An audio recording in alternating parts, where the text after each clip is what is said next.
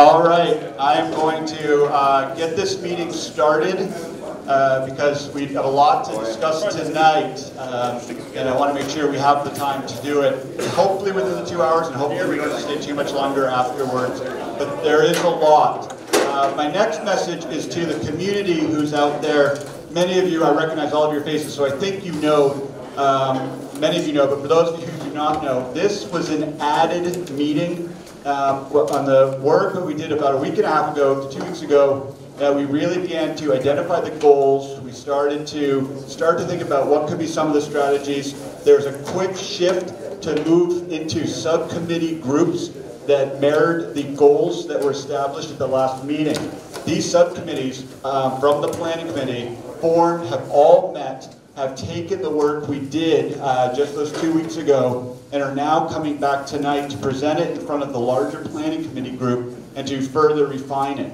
The work that happens tonight will then be presented to the community next week in the public meeting, so that the community can go through all of this and again, as with every step of this, add their thinking, comments, etc. But with this introduction, the fact of the matter is this meeting will really be the planning committee working among themselves. The microphone will not be on because this is a working committee for them to finish their work. As with all these meetings, at the end of the community, we welcome you to have a moment to speak, and I will make sure that we leave time for that. Even if this group is still talking, we'll pause at that point. But again, just wanted to clarify, what will be happening tonight is, and I'll run through the agenda, we're beginning to create just some of the deliverables, just summaries from the meetings that have taken place. And again, the stakeholder summary that I had talked about last week, I just want to make sure that we'll talk to the community, or that LPC, that they've looked at that. And then we're going through some pieces. We want to talk about a project request form and what that means and how that'll be used, and again to the committee, but this will be important for the public at large. Then we really get into this work session. And we've got the groups, the waterfront, livable communities, which is really about the mixed use development, transportation, food, and I'm forgetting which one? Jobs. Jobs, of course, and jobs. Simplified. And then we're also going to add in an update from the housing task force, because again, that is aligned with this work, and we decided that it will be important. So again, there'll be a lot to get to. And after that, we have what was on the agenda for the last meeting, which are the preliminary project profiles, the key ones from the submission, the application. And again, we've got it on the map here, along with potential areas and other ideas, preliminary thinking. It would be great to get at the end of this meeting to talk about these, confirm that these are the priorities that that we're working forward, because our consultant team is already beginning to vet these projects. We want to make sure that we're all in agreement with that. And if there's any other areas, I'll talk about what we've identified. And from the planning committee, if there's other opportunities that we want to get out there, up here and talking about, and we'll list them. And again, just so that we can make sure that we're making progress as quickly as possible. And also, however, making sure that we're on the right track. So that is essentially the agenda for this evening. I'll talk quickly about the public meeting next week. And then we will, after the public speaks, we will close or go back and finish our work with the planning committee. And everyone's welcome to stay, but before 8 o'clock, the community will have an opportunity to speak, as with all of these meetings.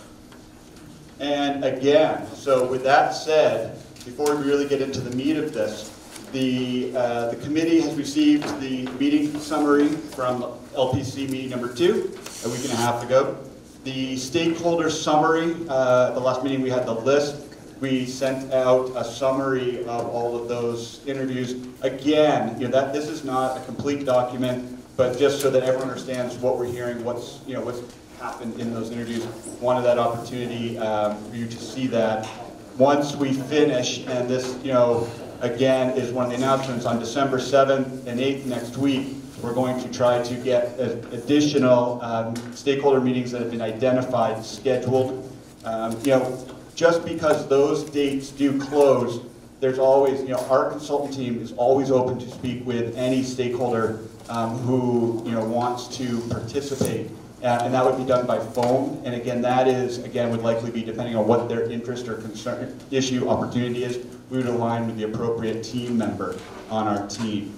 So just as a note, and speak to me tonight at the end of this meeting. If there's anyone you think I should be speaking to, I will reach out to them immediately tomorrow to see if I can get that scheduled, and if not, in person on the phone. So with that, we've got the project request form. And Sheena, would you like to, Sheena did so much work on pulling to a project request form, but she's stepping back. Crystal. Crystal, would you like to just discuss? I mean, it's fairly simple. Okay, I got that clear. It is, what we're doing, and this was hugely helpful from Crystal. We reviewed it just with the chairs and our team, revised it to make it fit for everything we think we need in Hudson. This project form is, once we approve it this evening and the next day as you go through it, this is the project form that can be sent out to anyone or any project opportunity that you have identified. Some have been trickling in. This is also going to be presented, and there'll be copies of it at the public meeting next week, and also access to it online. It is essentially what, if there is a project, all of the information we would need for it to be considered. It's a lengthy document or form, as those who are looking at it or have looked at it, and it's important because, again, that we always say with this, this isn't, the DRI is not about good ideas, it's about projects that can be implemented within a 2-year time frame. And so we need to, this form is the first vetting to really understand that everything is in place. And so the due date for this will be January 3rd. I'm not looking at it right now, but I believe, and it's January 3rd. And all of the project profile forms, when they're completed, will be sent to the consultant team, and that will be to my email address, steve.carney@stantec.com. Again, that's all in the form. Everybody will have access to this form. But what I'd like to say is, if you haven't looked at it, before tonight, look at it. If there's anything that you think might need to be added to it, you can let us know, and we'll finalize it, and it'll be ready to go. It's essentially fairly close, though. So if there's somebody or a project that you're talking about, we should get that in front of the individual who would be leading in terms of implementation. Now, with that, we're actually quickly getting back into the whole reason why we're here tonight, and it is to go through the work that the subcommittees have done. For each of them, and I've seen half of the work, I have not seen all of it, but what I've seen so far has been impressive, and what I'm hoping to do this evening is for the chair of the subcommittee to speak. At first, identify the goal, and most of you, I think, have refined it, if not anyone. But again, this is a working session, so we're going to work on what we've gotten to. And then we are going to go through the core strategies that this subcommittee has identified, and I want to spend about 10 to 15 minutes, 15 minutes if we can, but we're adding housing, so now fairly as concise as we can, to really identify any other potential strategies, areas of strategies that can be turned into strategies that align with these, so that the committee as a whole has an opportunity to weigh in on each of these areas. And with that, if we're all in agreement, I have waterfront at the top of my list, but I don't, we can, alrighty. So, and by the way, I'm sorry, just because this is a working session, passing this microphone all around I don't think will be effective. So let's try without the microphone at this point, and we'll go from there. The waterfront subcommittee has met twice. Our goal is one connected waterfront. Very simple, very basic. Our strategies, the Dunn warehouse and the property adjacent to that, we want to preserve, restore, and enhance Dunn and the contiguous property, including that ridge to the north, which is now a gravel parking lot. The Saratoga study that was done a number of years ago really captures the essential parameters of what can and should happen at this site. So I think we should use that as a really good guideline for what can be accomplished there. We would also like to see a developer put in 2 to 3 complementary structures on the ridge, which is that northern site, that complement Dunn. This is part of our original LWRP, and we think it would appeal to a developer. In addition, we'd see that in the Dunn building and in these other ancillary buildings, we could put in, they would be for public use. They could also be small shops, job creation, accessibility, a year-round farmer's market, perhaps commercial kitchens, things like that. Waterfront access is obviously a priority. We want to promote and enhance public access and the meaningful interaction with the waterfront for pedestrians, bikers, boaters, vehicles, and improve access from both land and water. We do not have docking here, public docking in Hudson on our waterfront. So we want to improve connectivity to the waterfront. We want to build a continuous trail or path along the river that connects the north and south bays, includes Promenade Hill and Riverfront Park, and connect where possible to the CLC, Empire Trail, those projects that are being considered right now, so that it's one continuous pathway from north, or ability to get from one end to the other, north to south. Let's see, creating a public pier will be key to maximize dockage, improve water access, encourage more visitors by water, and we want to expand and beautify the area that's actually adjacent to the salt shed. There is a shallow, quite a deep inset there that we could actually put some great docking. We want to improve and beautify the Fergary site. Am I saying that right? Is it Fergary or is it Fergary? Fergary? Fergary. No. Okay, thank you. We want to improve and beautify the Fergary site, restoring at least one of the shacks that's either erected now or salvaged from remaining buildings. Build a boardwalk connecting the Fergary site to North Bay and the proposed CLC and Empire Trails, and include wayfinding signage and some historical information. Develop and improve the 2nd Street steps. We weren't really sure if this was in the purview of the waterfront, but it's access to the waterfront, so we thought it was important to include. So improve the 2nd Street steps as a viable way to connect the north and south parts of town, and a bridge district loop connecting Tanner's Lane, the Wick, and the 2nd Street steps into Second Public Square. And there's one thing I neglected to put on here, which is we're suggesting that we move, that's called Water Street, to between the Dunn Building and the railroad tracks. So we can eliminate that little piece of road that goes up along Riverfront Park and connect that in a green way to the Dunn site. So it's not bisected by that little road there. And that's where we are. And thank you, committee, for working so hard. Let's do is the discussion about the railroad tracks. The railroad tracks. That sort of, yeah. Look, is Jeff here? No, I think that fell under waterfront and our purview.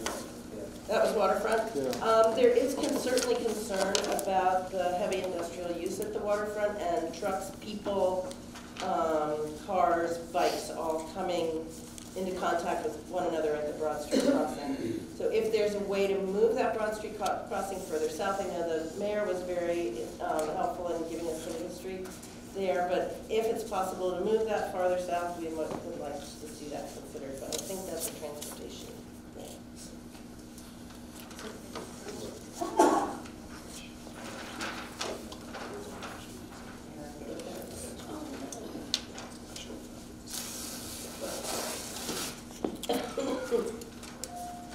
Any questions, comments from the rest of the committee? Any areas, thoughts, ideas that you have expressed? That I just have 2 comments on moving Water Street to between the Dunn warehouse and the railroad tracks. One is that the railroad property actually extends out pretty far, so we have to see.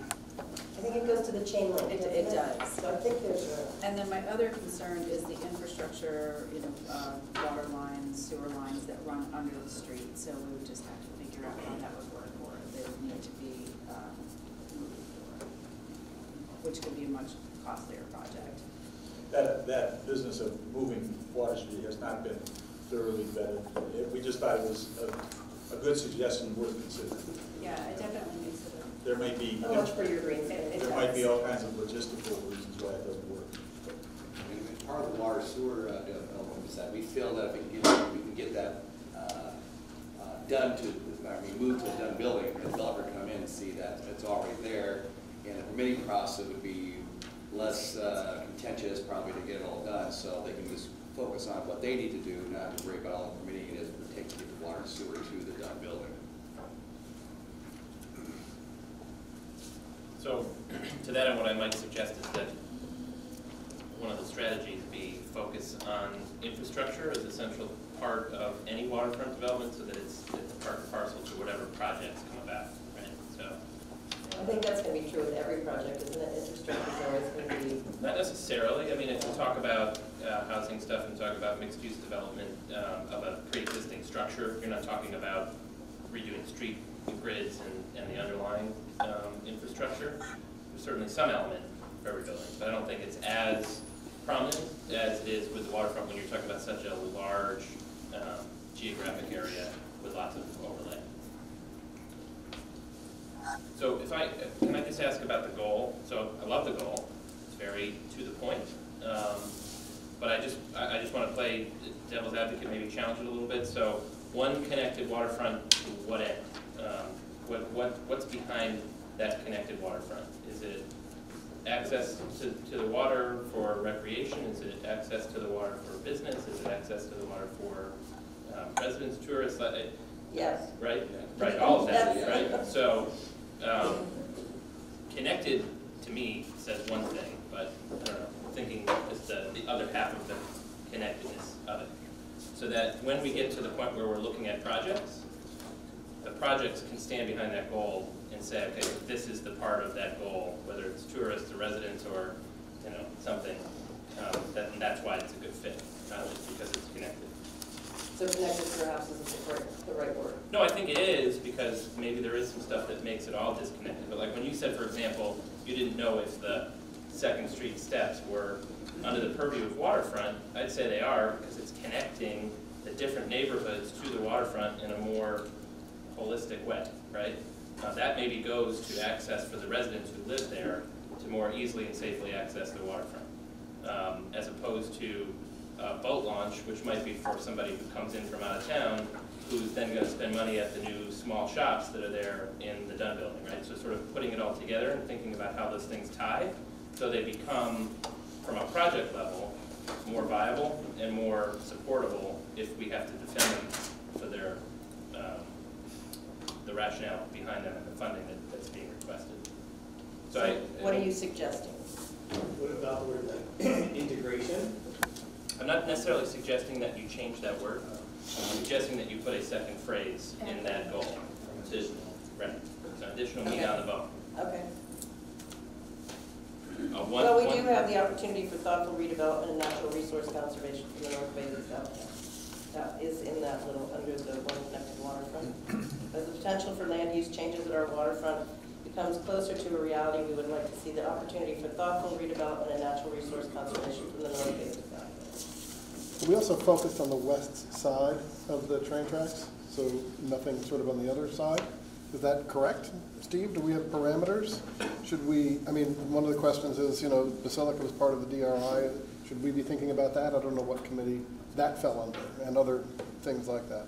I mean, is that tied to the waterfront? So that's, I was unclear how. We were very unclear. Well, much like the steps, I mean, if you think about, these, strategies, both, there's nothing wrong with them overlapping or, one project, potential project falling within two of these goals, these strategy areas. So from that perspective, if the connections, of course, you can go to the other side of the, of the tracks. If our group confined ourselves to just the area west of the tracks, we'd be looking at a very small sliver.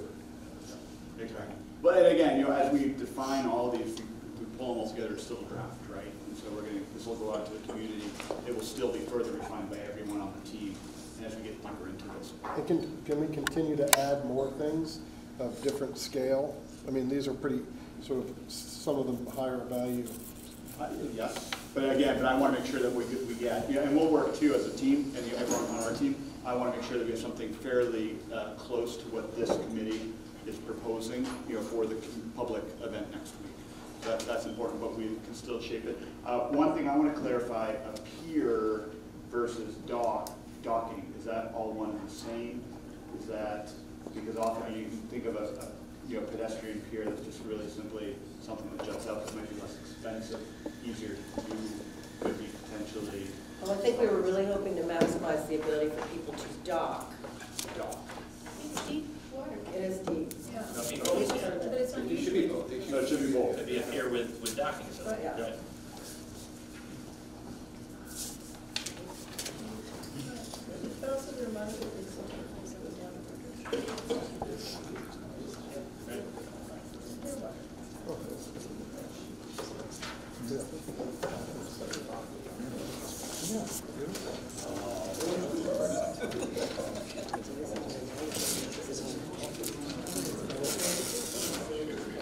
Livable communities was next on my list.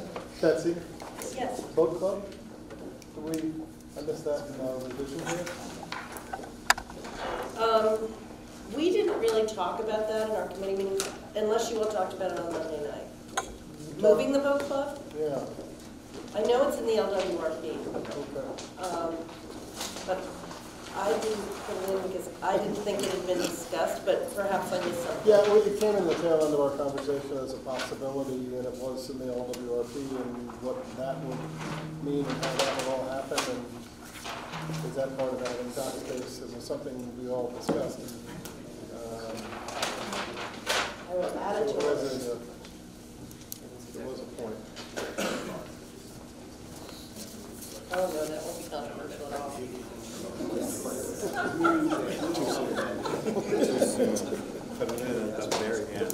Yeah, Betsy said, that's not Betsy's idea. All right, does anybody else have anything on the waterfront? Waterfront, anybody else have any other follow-up on waterfront? Livable communities? Absolutely. So first and foremost, I have to thank Sheena. I know she's had some accolades earlier, but I owe her on this one. I was fairly mobile this week. We had a conference call prior to the holiday, and then we've had some follow-up email exchanges. We're a lean and mean committee, so open for suggestions from the group here. And a draft goal statement was the goal of the Living Communities Committee is to promote civic engagement, pride, and a sense of place in the Bridge District through safe, sustainable choices for housing, transportation, education, cultural diversity, enrichment, and recreation. And so we were really looking at what are holistic components for activities, and also the idea of inclusiveness amongst neighborhoods, populations, and individuals that we see sometimes there's barriers to, and trying to really be more open and holistic in the mindset that there's different spectrums of how the programs can work and be applied to, whether it's funding or whether it's actually services. So some of the strategies we talked about was creating and advancing a broad campaign to encourage the diversification and introduction of housing options. So not only price points, but also rent versus own, communal or shared, just being very open and flexible to either creating new solutions or highlighting the diversity of solutions depending on the community or the individuals that are needing residences or homes. Providing loans, grants, and technical assistance to new and existing businesses, and the thought process there was really the idea of an incubator without walls or an information clearinghouse for entrepreneurs and residents to address the challenges of staying in a community, creating in a community, thriving in a community, and that can be for housing, but that can also be for entrepreneurial purposes, but also community groups with social missions and community-minded opportunities. So before we move on to the next one, if I can just add to that, not just for businesses, but we talked about it from the standpoint of homeowners as well. Particularly people who own homes in older housing stock in that community might want to take advantage of owner-occupied historic tax credit programs or other home improvement programs that need to be administered by an entity, and CEDC might also come in as a partner on the small business side to help provide added capacity as it relates to their small business administration loan programs and other things. So a lot of stuff mixed up in that for both businesses and homeowners. Provide some targeted planning innovation incentives and marketing assistance to startup minority and women-owned businesses. So having some standalone wraparound services that don't currently exist for some of the population. Facilitate access to available public and private financing and funding for homeowners and business owners. So beyond just the technical assistance and the clearinghouse of information, a real kind of one-stop shop for accessing new capital. So not just the technical assistance side, but also the accessing to funding. Explore existing and maybe new not-for-profit partnerships to expand the local capacity to deliver resources, which Matt was talking about. You know, so we have CEDC, we have HDC, we have Habitat, Galvan, Hawthorne, but really looking at, you know, are there new collaborative relationships, or should we be thinking about forming some new entities or inviting some startups to address the gaps that are happening or have happened? Enhance community and public engagement through smart city technology. And this is something that's come out of kind of best practice in livable communities that we've seen as illustrations. And it does get to that E in the Bridge District of empowerment. So I know in the DRI there have been discussions of community Wi-Fi. You know, we've been talking about how do we really start bridging mixed media and electronic interfacing, as well as hard media. This might be a way to start bridging some of that. Empower individuals to develop and enhance skill sets. And this gets to some of the workforce development stuff we've been talking about. Through the creation of legible pathways. And those pathways are more than just the physical TOD that we've been talking about, the Empire Path or sidewalks or, you know, intermodal, but really pathways to educational resources, social resources, and capacity building resources. I mean, really starting to think of how we create a culture of inclusiveness and how we use this opportunity to give the community new capacity to help solve its own problems and take care of itself and have regenerative long-term strategies beyond the DRI and the funding that we're talking about right now. Encourage and incentivize mixed-use development.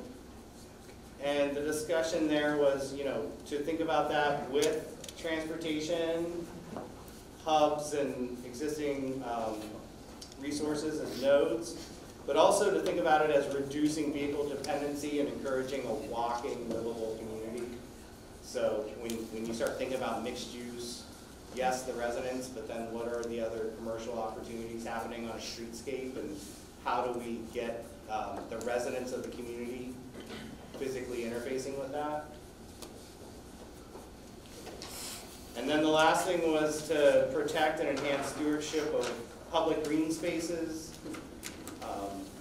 That would strengthen community pride, help protect fringe areas from overdevelopment, create healthy walkable connections. So that's that whole idea of making sure you have the community pedestrian planning in place that encourages, you know, some one-on-one interaction of residents and their environment.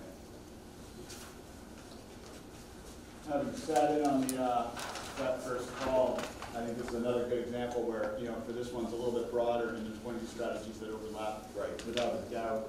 You know, the pathways to resources is a great example of connectivity and just, you know, in different minds, you know, in different mechanisms.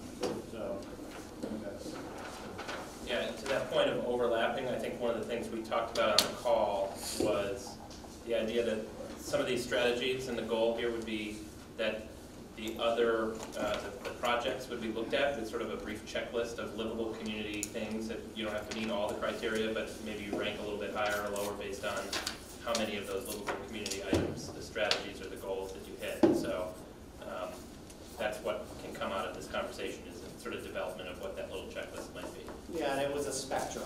Right. Yeah, and some of the individual elements would be appropriate as filters or to be placed, and some wouldn't. It wouldn't all fit 100%, but it's that idea of giving yourself that spectrum across evaluating projects and plans.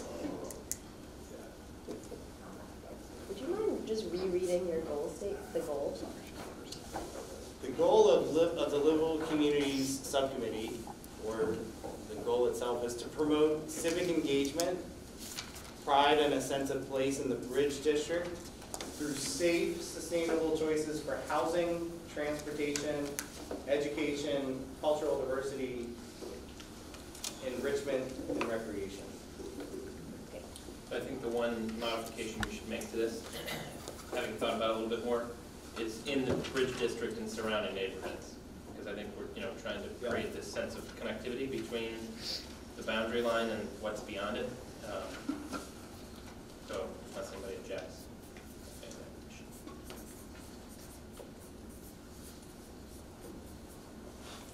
Is that good, Sarah? Yeah, there's a lot to hear. Yeah. Can I ask one point of process question? So these strategies will go before the public at the public meeting. And is there a time for the committees to look closer at each other's strategies and ask questions or make suggestions? Tonight, and also what I'd like to do, like I said, I've gotten a good chunk of this work. If I can get every subcommittee's work, I will add it to the draft document that I have. Again, this would be for an LPC, for everyone to go through and provide comments. And that would be a great after tonight as well. But again, I will have something drafted and prepared for the community next week.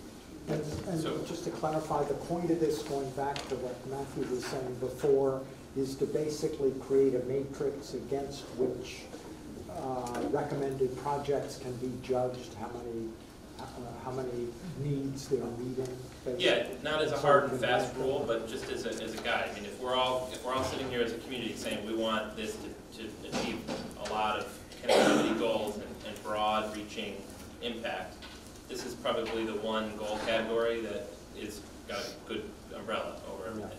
So. It's a lot of overlapping there, even into our waterfront. Yeah. Yeah, which I think once we get this all finalized and pulled together, we probably, you can call it a checklist, there may be a broader checklist for these strategies. Yeah. That is that, matrix, the projects and go up. Right, it may no longer be broken out by these committee areas, it would just be the. Integrated, yeah. It's Become great more flat that way. Yeah, no, I mean, this is great because you're actually generating your own specific community strategies. Right. So then we get back and dump these all in one basket, yes? Generally. We'll see, this will evolve, without a doubt. And then who, is it this group then that does that scrub? So then there are these kind of list of projects, and then we at a future meeting take 1, 2, 3, 4 and say as a collection here's this one meets X, Y, and Z. This one is short on that, but we as a group decided that is sufficient, or here are the priorities. You are without a doubt doing that, Yeah. shaping the priorities for the projects. And again, and that's a major component of it. The other component is going to be in the project. Right. So right. That's always the background. Yeah. So that's to the next step. So there's pieces to this, but this very much is going to identify from the community's perspective, what our most important projects. Okay. So Sarah, the only follow-up I'd add to the answer to your question is, we do this tonight, we come out with some more stuff, Steve will put it into readable notes for all of us to have between now and next Thursday in the public engagement meeting. So for the public engagement meeting, regurgitate again. I think we should all plan that the subcommittee should meet one more time between the 7th and the 18th, which is the next meeting of our group. And then use the 18th to really try and gel it, to use, I think, Brenda's word from last time. Into a final set because I think the projects are due mid-December into early January, right? So project submissions, and then January is going to really be when we sit with this assess point on the projects, and then how do they align to all of this. So by end of December, we want to have this pretty well set. So then you're comparing something that's really been fleshed out as the goals and the big picture against the individuals. It's just an easier way to then Yeah, Yeah, got it. exactly. Gives you a guide. And ultimately, we'll be putting that application together as a local planning committee. Yeah. But the decision on where those projects fit and the perception of where they fit within the goals and stuff will involve public participation as well, so. But we'll have an overarching frame so that everything can be judged on the same set of standards. That's correct, yeah. So, before we go on to the next category, I would just ask, can we make sure that this project submission thing is, well, actually, never mind, I take that back. Timing won't work, right? Never mind. No, I'll lend you mine. I've got extra pens up here.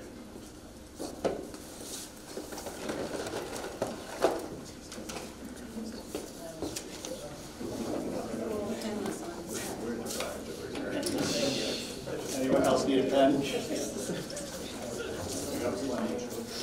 Make sure we have that. Okay. Transportation.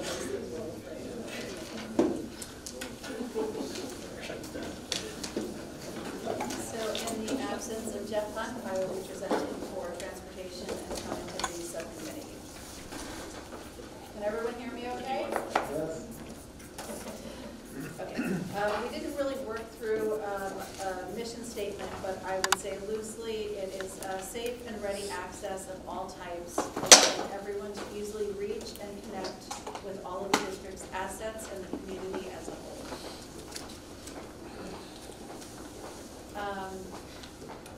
There were certain stakeholders that we suggested Stantec would connect with related to transportation, including CSX, Amtrak, Colorusso, Uber and Lyft, Enterprise, Hudson Cruises, the Hudson Athens Ferry, Bridgemore Aviation, COAR, Columbia County Transit, New York State DOT, the Army Corps of Engineers, representatives from one of the local cab companies, and Zipcar. And then for connectivity and gateway and wayfinding, signing stakeholders, we again had DOT, Alex Petralia from the HTC board, who is heavily involved in broadband, Mid-Hudson Cable, GTEL, and the city and county public works departments.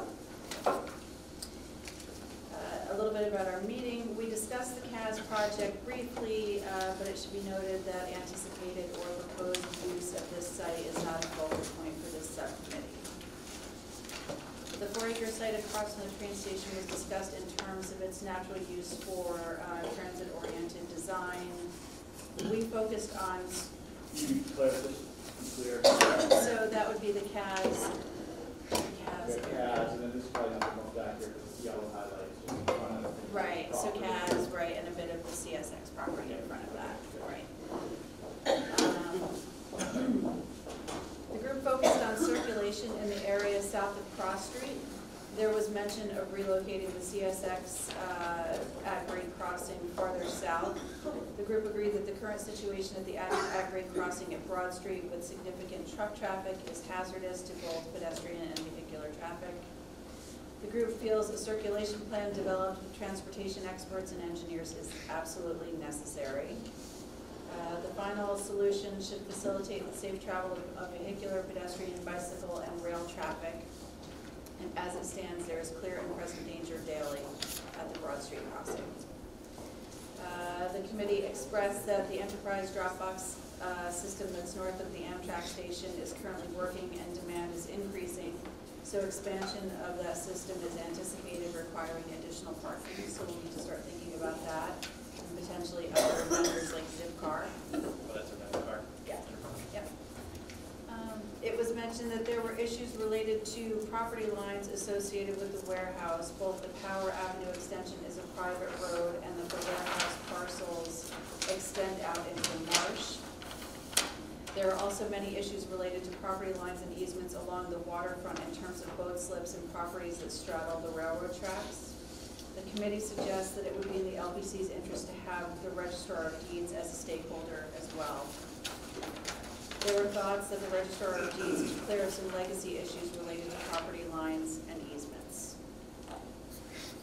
While not specifically related to transportation or infrastructure, it was discussed that there are and may be more unknown environmental issues with existing structures such as the Dunn warehouse. It would be helpful to have at our avail any and all existing environmental studies related to the waterfront and properties in close proximity to the train station. Just a note, not related to transportation, but certainly related to ease of those who are using transportation. Since Relish closed, there are no restaurants or grab-and-go types of shops in close proximity to the train station, so early morning travelers, visitors, and employees have nowhere to get a cup of coffee or a bagel. This was stated and should be referred to the Commercial and Mixed-Use Development Subcommittee. Nice pun, good job. The committee wondered if there were any city or county transit ridership studies. If not, this would be a good use of DRI funding. There was discussion around the current county transit bus that stops in front of the Chamber of Commerce and takes passengers to Columbia Green Community College, and the county bus that brings passengers to and from grocery stores in Greenport.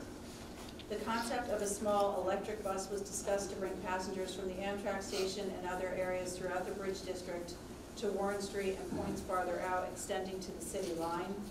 This local bus line could potentially, in conjunction with the county bus service, extend its route to include Alana and to provide a route along Fairview Avenue to provide riders with access to jobs and retail, including grocery stores, along Fairview.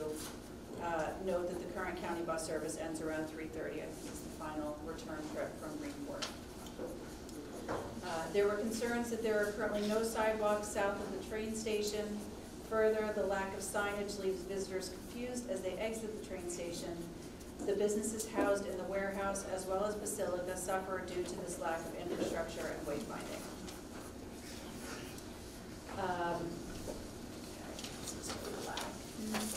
The complete lack of bike trails throughout the district was discussed. There are several options now being discussed by outside entities like the Empire Trail that would bring bike paths through Hudson to connect points both north and south. This would likely require discussion with the owners of the warehouse who now own Power Avenue Extension. Again, is that private road. So can I just add, as you were making notes about additional stakeholders about CLC? Yes, and I have their information now. Thank you, Nick Zackos, and we'll be reaching out to them. And could I turn one of your issues into a potential strategy? When you talk about lack of any signage, is that so we need signage Yes. in this area? Yes.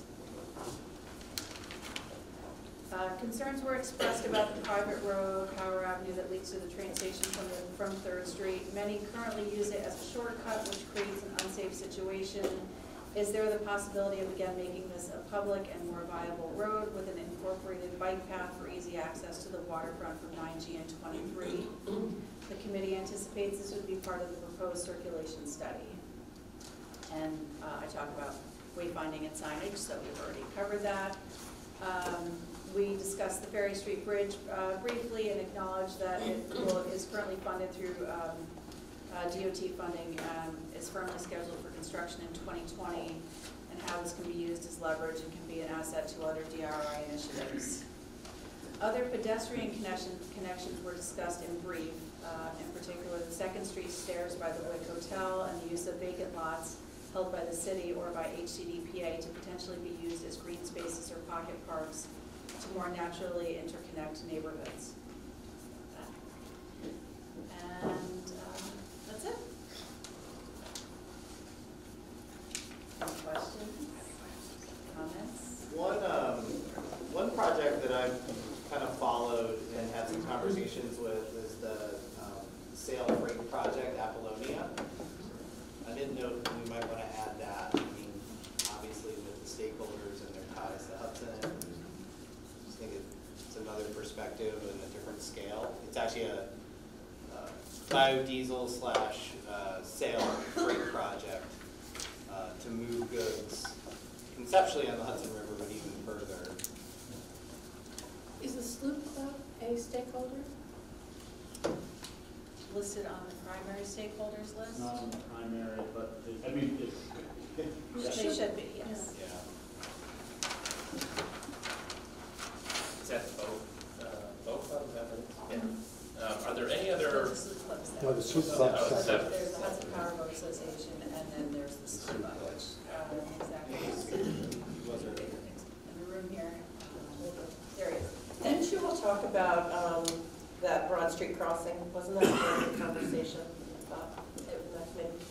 Yes, it was, and really about working out a circulation plan to, if we are stuck with the Broad Street crossing, somehow making it safer.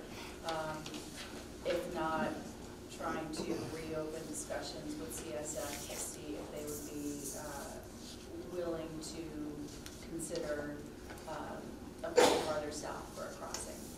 The issue in the past was that there are several additional tracks as you go south. They use that as a rail yard, and apparently the cost was in the $2 to $3 million range to create an at-grade crossing there.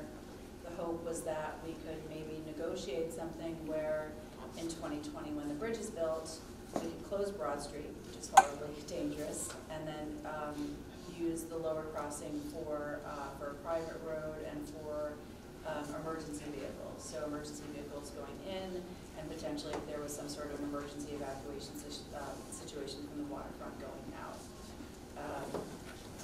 Those conversations with CSX they were stalled, but there is always the possibility that they may come back to the table. I think it's a priority push.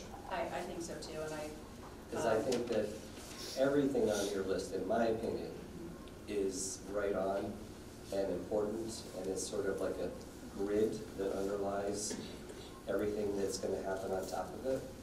And the more I personally think about it, I think that the movement of that crossing, it's right in the middle of everything, and you know, you're closer to it, so I'm not second guessing you, but yeah, there's pushback, there's complications, and we are at a point now where the state has designated this money to us, and there's a leverage that maybe can come to bear, that the state, the governor wants to see this project viable and successful, and if that means having some assistance to use some of the money towards that, or offset it, or having some help with engaging with CSX, because you know, we heard for a very long time that CSX was not, you know, responsive to the entrance to the CAS site, and then they were.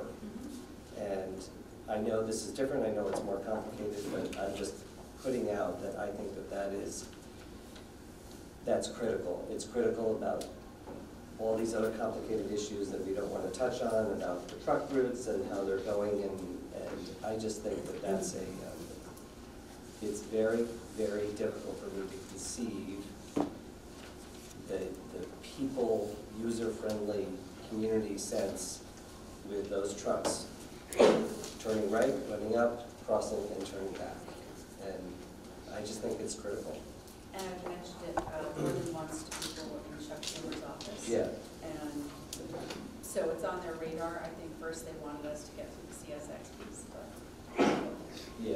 That's well, and whatever support that any of us can throw that way is, I think, appropriate. And I've talked to all of the stakeholders that are in that area, and that sort of makes a lot of them just, it's their number one thing to check off the list, and makes everybody pretty happy. Plus, we're talking about...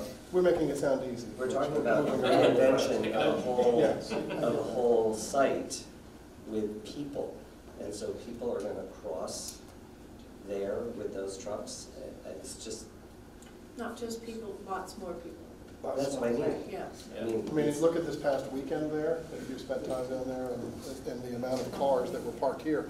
I saw a car parked on the train tracks, if I'm not mistaken. You know, I mean, and Steve, this is where we need, we can squint and envision what we think we would like in that area, but we need that planner person from your group. And like, they couldn't make that subcommittee group. No, I know, but we need to engage that person both on the transit-oriented development group and the waterfront group, because that is the biggest cluster of, you know, sort of trains coming together with trucks and pedestrians and people and concert goers. So we need that person to see what is possible and what can. They'll be up here, sure. So whenever you can hook us up with them. I mean, they're already doing their homework right now. I told them this is their priority area. Yeah. I mean, Nelson and I are going to talk about Complete Streets, all of that. I mean, they're great. So Yeah, I'm excited to see the questions. So they were immediately recognizing the challenges and just, sounding, without talking to you, sounding all the alarms that you're talking about. Cool. Particularly with any, if you would propose changes to an active crossing, you start to create bigger problems. So, But to your point, if someone was parked on the track and they thought the tracks were inactive, Yeah.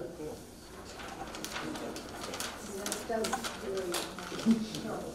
So, one thing I might recommend, and I'm going to speak off the cuff without a whole lot of knowledge, deep knowledge on this, but you remember in the last 2 years or so, there's been a couple of at-grade accidents in like Westchester and Rockland County on the Metro North lines, right? And a lot of old signal systems and things. And those are crossings that don't have the complexity of gravel trucks coming and going with regularity. I believe that there's funding out there that they've tapped into, federal stuff that is helping to improve those, at the very least on it from a safety standpoint. You can't move it, maybe there are some parallels there, so I'd encourage you to look up and see if you can find some news stories about that. We're trying to do the same. The other thing I wanted to just touch on as it relates to transportation, because it didn't jump out at me from your presentation, is how the water ties into this. So whether it's a kayak club, the sloop club, the boat club, the ferry that goes back and forth to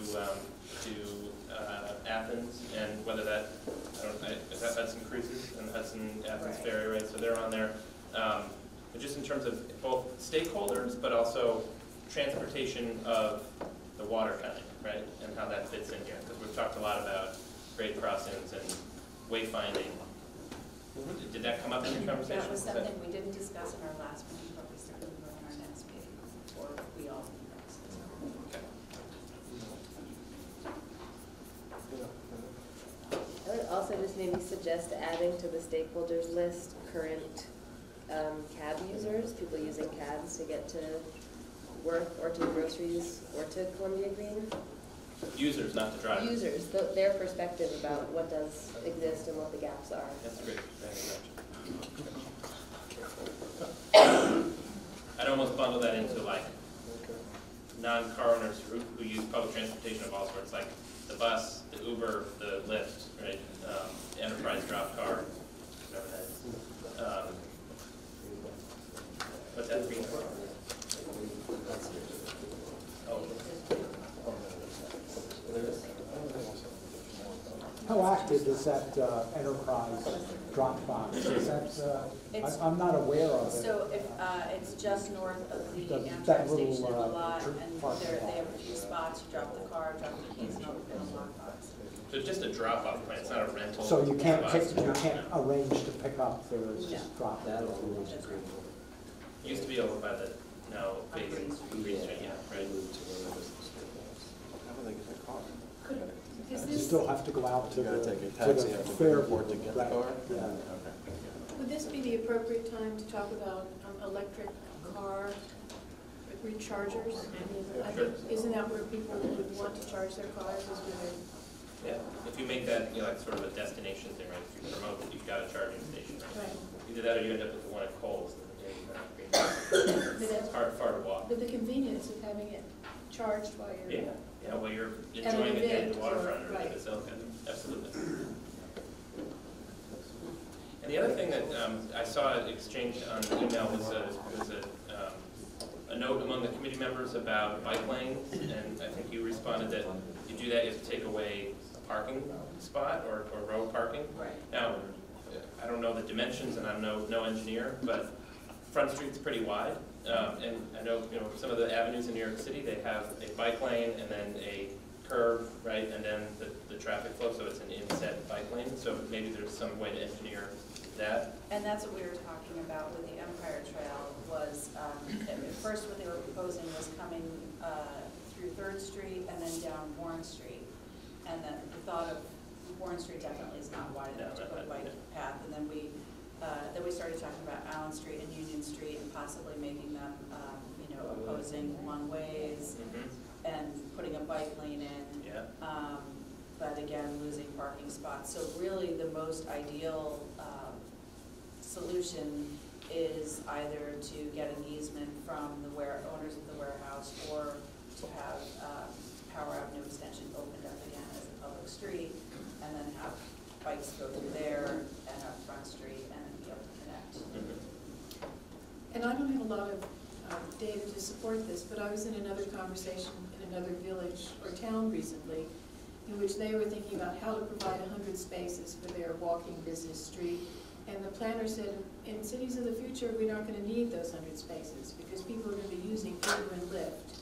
So I don't know how we balance what the city of the future is with what we think our current needs are. Just quickly, that can be addressed and should be addressed as we're thinking about this and the plan document and the plan is certainly, and then we'll bring it back to, how do we get to the improvements that get us there. Right. Maybe that's something that gets factored into the CAD's redevelopment, right? Right. Because short-term and long-term needs may be different. Okay, any other questions on, yeah, Sarah? That just brings up something that I think we should have awareness of in all of these conversations, is also thinking about sea level rise and coverage. So just thinking about short-term and long-term in the area that we're looking at, and what kinds of expertise and support we have to think about.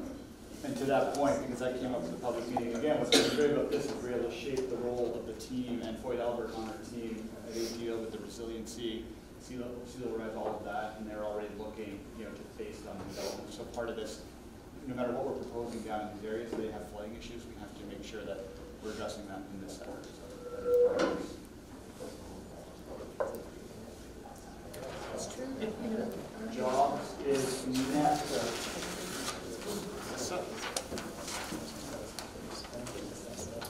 So we met the Tuesday before Thanksgiving, very spirited conversation for about 2 hours. I'm quickly realizing that my note-taking skills are poor compared to the rest of yours.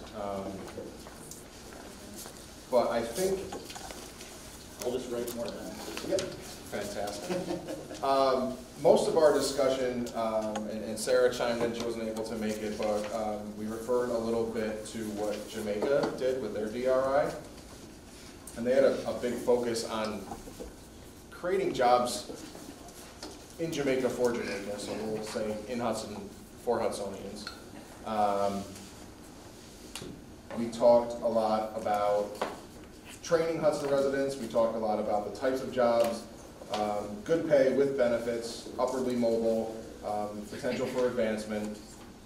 We talked about the thought on apprenticeships along that same concept of being upwardly mobile. We also talked about how there's some potential for jobs in this DRI proposal already, and if we were to create some type of a training program for these specific jobs, it's not just for these individual businesses, how there are already other businesses in Hudson that this would impact. So I think that this subcommittee is a little bit more reactionary to the results of everybody else's conversations, because I'm at least of the mindset, and at least what I do for a living, of if you build it, we will come. I know that we heard from Columbia Green Community College a couple of weeks ago at our last meeting, I think. I've already spoken to some people at Questar, and representing the school district and some of the other schools around here. We're looking to build program around what's going to come of the DRI. So whatever jobs are going to be created in all of these other ideas that you're talking about, we're looking through the mindset of how do we prepare the workforce for that, not the other way around. So our goal, the goal of the DRI is to create opportunity for training and employment of Hudson residents that provide for sustainable living wage occupations with the potential for advancement.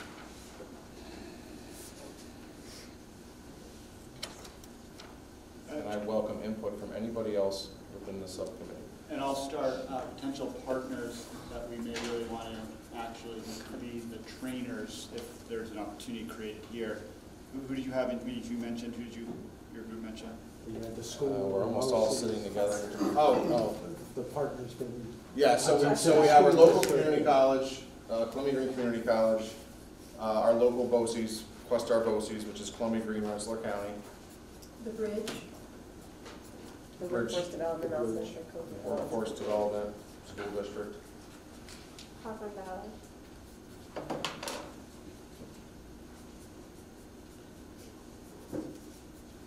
Or it could also be a bench. That's the bridge. Is that a bridge? Yeah. And what about promised neighborhoods? I mean, aren't they birth to, don't they do the full cycle? Yeah. Promised neighborhood? When you say schools, what's that inclusive of or limited to? Is that just Hudson City Schools? I can speak for the Hudson City School District. We have space right now in the high school that is waiting to build some type of a career pathway, similar to what you spoke of, Todd. And we're trying to figure out where we're going to get the most bang for our buck. We've talked about advanced manufacturing, we've talked about hotel restaurant management, we've talked about culinary, we've talked about medical. All of those industries are here. Some are emerging, some have been here forever. We probably have enough space in the high school to build one of those. So we're trying to figure out what that's going to be. And then on top of that, representative from Questar has been going around to some of the local businesses in the area. He met with me to tell me about DigiFab, which I toured this morning. I didn't even know. He's the one who gave me that name, and DigiFab reached out to all of us, and I think some of us took the tour today.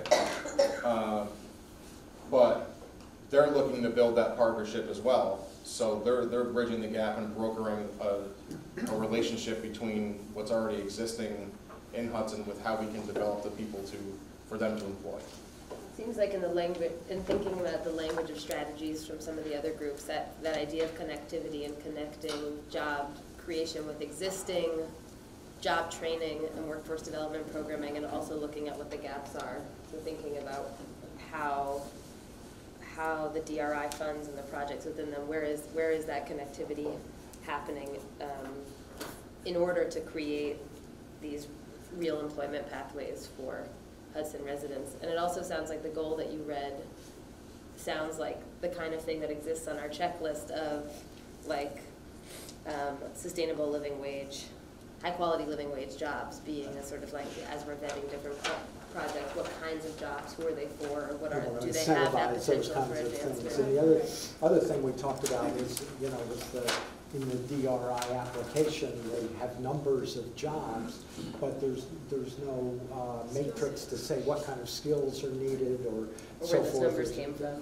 Well, there's that as well, but we know nothing about the jobs in terms of, and so how do you incentivize these kinds of jobs for local residents and then for possibly other preferred groups, single mothers, veterans, whatever. Yeah, I mean, we talked about making the project grantees accountable for providing a skills profile for the jobs that they say that they're going to create. So what would, okay, so I had a question actually, Steve, about this project information request form. Is this fluid or is this set? It's fluid. So this is something where we could ask for more information about, to have potential project grantees identify the skills that they're looking for, and also what kinds of opportunities for workforce development within their organizations might they be able to provide to Hudson residents. We also talked about the different age groups. Talked about students who start Columbia Green and don't finish. Is there something for them? What about adults who are out of the workforce because they have issues with their training or literacy skills or something like that? Just, are there things that can be provided along those lines as well? So it's obviously a really broad mission. But it seems to me that was my question. Who are we talking about? Are we talking about seniors transitioning to the workforce? Are we talking seniors in high school, or are we talking about 30-somethings who are needing a career retrench, or are we talking about somebody who needs an opportunity who is older? It's all there, but it instinctively seems to me those are very different, with different focus and different But going back to Sarah's thing, it's a connectivity issue, is how do you identify these various pools of people who need the jobs and how do you connect to them? And are we talking about the jobs that become available by virtue of the commercial and retail development that happens, or are we talking about jobs that become available by virtue of all of the development that's going to go on? Because one is You mean like Well, construction? the only ones we have power over are the ones that because come out of that's this. again, there's different life to that, because You're talking about the end result, you're talking about the long-term job creation impact, not the short-term I construction. guess I guess I'm thinking about both and wondering what it is that we're talking about, because the jobs that are available to implement are sunsetting jobs versus the jobs that are created by virtue of what is made. So typically, if you were doing an application for a regular ESTC program or any of the, what we call the RETC annual application for all the programs that the state provides money annually, those questions are in there. How many short-term, part-time, how many temporary construction, how many long-term, it's all segregated, you have to put in how many skilled, unskilled. So that's sort of a standard set of criteria. In fact, one thing I'll caution about that form, Michael, is if you put too much in there, remember, we all have to look at it. So the more you ask for, the more we have to review. But I don't dissuade you from thinking about ways to adapt that, because those are certainly critical areas. But we have, as a template, the annual CFA application, which we probably could just get a PDF copy of it, send around to everybody, so that you can take a look at the questions that they ask in that, and it will help provide some thought for those of you that think about the job creation. Do we have the power to, for the short term, to approach any or every potential developer to say, you know, even though they may be short term, you must evidence a local hiring. You must show that you're going to be employing. Is there any precedent for that? 20% in terms of local versus non-local job creation? No. I mean, I think you can say that it's maybe it gets a higher rank if somebody comes to the table with a project application and says, I'm only going to hire skilled labor from here or you know, within a 10-mile radius, wherever their parameter is. I'm not comfortable saying I'm only going to. I would be more comfortable with them having a strategy that they're going to implement and make that a priority. Right. But realistically speaking, you got to get a project done. Well, that's what I asked the question. I would be much more comfortable with someone having a strategy for local workforce. Give a preference to people who are local. And having them illustrate what their plan is. Right. I mean, I asked the question as part of the matrix that then goes through the scrub of these projects. You know, a lot of people feel if you're doing all of this and then you're not hiring local, it's hurtful. And we'll be able to go back and forth with people who have projects. So if the questionnaire doesn't ask all the right questions and you review a project application or recommendation, and something comes to mind, you'll be able to go back and say, hey, tell me about your strategy for X, Y, or Z. Just at face value right now, of all the projects I've seen going on, with me, one of them, you look who's doing the plumbing, the electrician, it's all from all these, not from here. And I don't think we have the manpower right now to be on that larger scale. But I mean, yes, we can kind of maybe cherry pick a little bit of people that are smaller companies that can do maybe parts of the projects. But I think it's difficult to try to make it a large scale proposal to hire everything, you know, to do local. But they should, yes, they should be looking at it. But I think I think what you're describing is more a function of short-term jobs than long-term jobs. Right. Yeah. So. Right, and I think that's in part what Seth is talking about. Do we, I think a workforce development issue is childcare. Do we put that, is that incorporated into this scope? Yeah, I'm putting it down here right now. Well, it would seem though that we sort of have a moment to have perhaps a new precedence of some sort, that perhaps some percentage of the people considered for the projects, that we should consider adding something at some point, just as a point of discussion, that they use X amount of some form of intern trained type people that are tied into a training program, A, and B, that are made up of a group of local contractor, local I don't know where I'm going with this, but I stop here and think hard on this one myself, sitting here. And So we talked a little bit about this in our. I mean, how to do it, I have and- no idea. And we've had some grants, and I think it was mentioned here already, where a certain percentage of the funds must be spent on a minority-owned business. Yeah. Yeah. That's kind of along the same veins Exactly of, the we're same going way. to give you this money, this is what we expect back internally. But you know, the qualification, particularly in the construction field, is often limited by insurance and other requirements.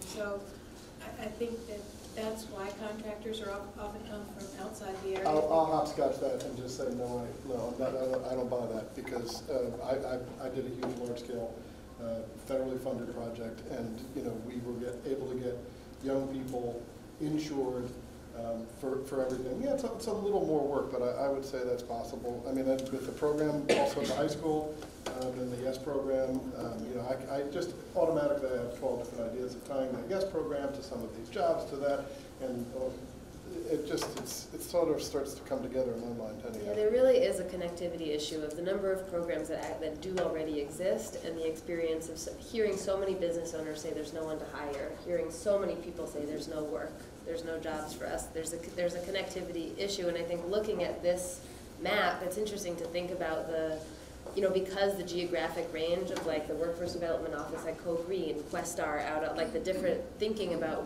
whether it makes sense to really try to think about a central, what kind of hub there is so many entities for connecting those dots more effectively, especially with the potential projects coming in and job creation.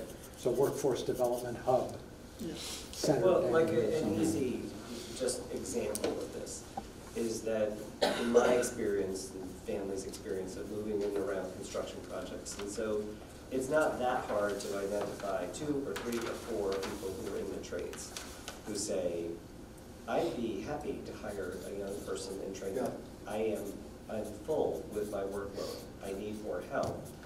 And that's sort of like a practical application of job development around construction, around these things that are happening. I mean, I can think of 3 plumbers now who would say to me, I would hire 1 or 2 people if I knew who those young people were, and I could have some entree and some collaboration to do that. I talked to a plumber yesterday who mentioned one of our Questar students in the plumbing by name and said, I am waiting for him to graduate so I can hire him, and I will probably be hiring him over the summer because I can't keep up with my work right now. Right, and if you multiply that out, it's not hundreds, but it's dozens. We had a member of we had a member from the pipe fitters union come down week and a half ago now, met with our guidance department and talked about apprenticeships, paid apprenticeships with pension and benefits, and how they worked their way through their apprenticeship, and talked about the opportunities for advancement. And so we struggled because we're trying, speaking of connectivity, no student is walking in the guidance office saying, you know, I want to put sprinkler systems in for a living. They don't think about that.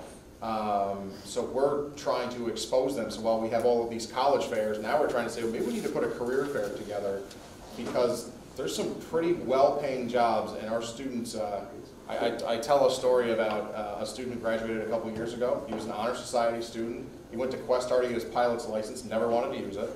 And when he graduated high school, he wanted to be a lineman. I don't know where he got the idea from. It was just something that he wanted to do.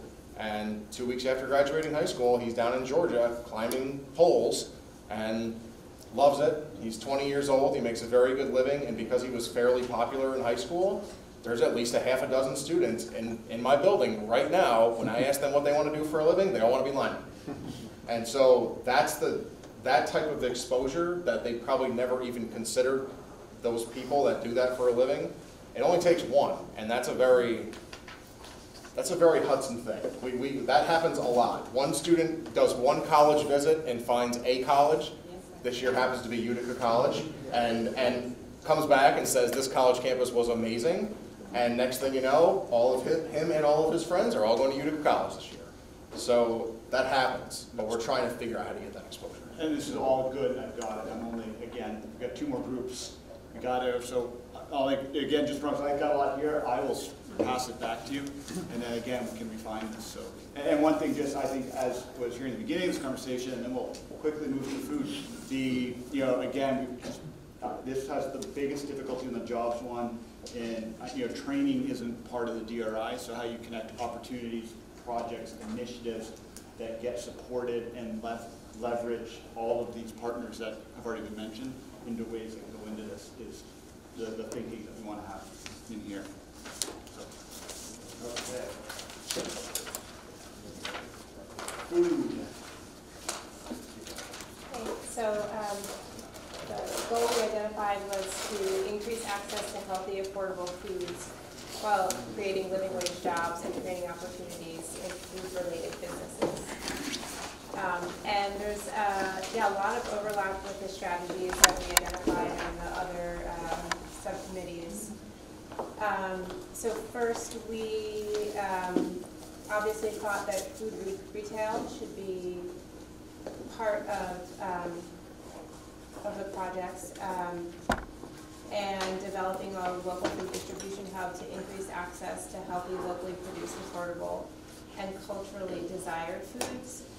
And so that would be, creating an aggregation site where we would, would support local farmers, and it could be, there could be some retail space, but also, wash and shop or food prep space, and so kind of a second component of the retail that we saw was a place for affordable prepared foods.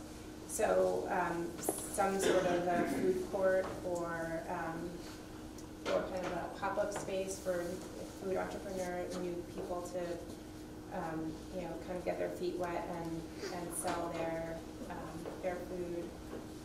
The Dunn Warehouse was one possible site,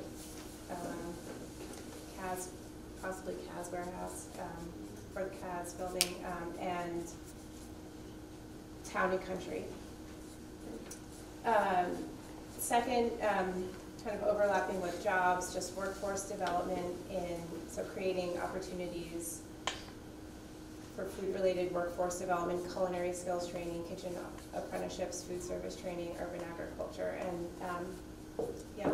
we were just talking about, I think, there are obviously a lot of hospitality, restaurant jobs. I've heard lots of restaurant owners saying that it's really hard for them to find trained people to work. We also, discussed in the job subcommittee that the challenge with those jobs is obviously that they tend to not have benefits or be lower paid, but so the kind of going along with that, another strategy that we came up with was just food business incubation and encouraging entrepreneurship. Which is kind of overlapping with the little communities was saying. So possibly a shared use commercial kitchen for the community that could help start up food businesses. We could develop a revolving loan fund to support local residents in creating micro food businesses and prioritizing minority-owned businesses. Transportation obviously is important for food access and increasing public transportation options to existing grocery stores and affordable food options. And also closing the loop with thinking about food waste and possibly creating systems for reclaiming food waste to generate renewable energy. And so other sites, so there's the Dunn Warehouse, Cas, Kite's Nest property, Town and Country, and then partnerships, Columbia Green, Questar for training, Whitethorn, Hawthorne Valley, and Long Table Harvest. And then I don't know if anyone wants to add anything else. There are a couple of really innovative food ideas. Eli Zabar is growing food on rooftops in New York City.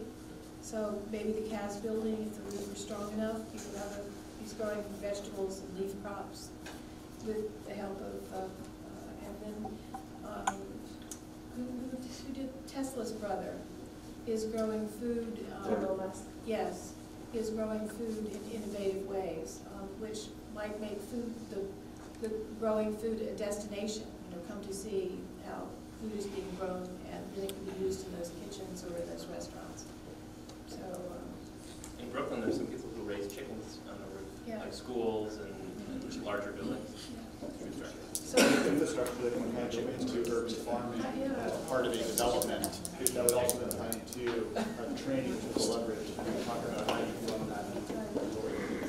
If we're talking about green spaces too, you don't have to just have pocket parks. They can sort of incorporate these community garden concepts, and so it really can be, you're not just sitting on a grass field, which we all know is actually really wasteful, but you can have a community garden concept. Yeah, and something we didn't talk about, but that just makes me think, we're in such an agricultural county, just finding ways to make connections with, local residents who don't get to go out very often and, be on those farms. Yeah, so maybe seeing it in the city, but then being able to connect to it. That's a great idea, that the structural trees might be fruit trees, that people could see the fruit growing and pick the trees or something like that, as part of the landscaping. I would think Ketchke Farm could be a nice person to consult here. She's amazing, Liz Newmark, what she's doing. And she does such a great job of incorporating the primary and elementary education programs. It's Liz Newman, N-E-U-M-A-N. Newmark, excuse me, N-E-U-M-A-R-K. And it's Ketchke, K-A-T-C-H-K-I-E Farm. The education program is the Sylvia Center. Yeah. Right. And happy to follow up offline, but we're working with CEDC on a potential pilot program. Germantown is one of the beginning points, but Hudson. And so we've been actually talking how to roll this over. So there's actually some elements already in place that can Is it Sylvan, S-L-Y-V-A? Sylvia. Yeah, That's why it's named after her daughter Sylvia. Ketchke's with K. Yes, it is. So one thing that's Yeah. She could be a really terrific resource for us in terms of how to incorporate food, education, and growing in public space. Yeah, absolutely. Because doesn't she live in the city? She's not. She lives in the city, but she's. There's also the director of, I don't know, I think Jen is the director of the Sylvia Center. Mm-hmm. Anna Hammond is the executive director, and then Jen is really on the ground implementing. Yeah, there's some easy connections there. One of the things that we may want to talk to Liz about a little bit deeper, though, is that she created great performances out of trying to understand the struggle of women in the workforce. That's her catering operation. Which really is where her capital came from in order to really fund some of these mission-driven ideas. Mm-hmm. And it's just kind of a deeper conversation about how you can work to live, but then you can also try to use that in a way that leverages some of these other mission-driven ideas. Her catering company is pretty amazing. There's also Hot Bread Kitchen in New York City and Greystone Bakery, which I think are good models for us to look at. They're particularly good too because they are flexible for women who have to organize around children and other activities. The work schedules are flexible. Yeah, Greystone Bakery has childcare that they offer. They do open hiring where you basically just get on the list. It was Greystone, and what was the other one? Hot Bread Kitchen. So one thing that came to mind when we were talking about the job creation thing before, and I asked about schools, and it came up in my head again as I was listening to you, Michelle, go through the points, and you mentioned the culinary and food service industry and a lack of people to fill the job. So we have this opposing forces, right? You have a lot of jobs and not enough trained workforce, and you have a lot of people who don't have jobs, right? So you have this weird dichotomy. So, but it's not exclusive to the city of Hudson, right? Right.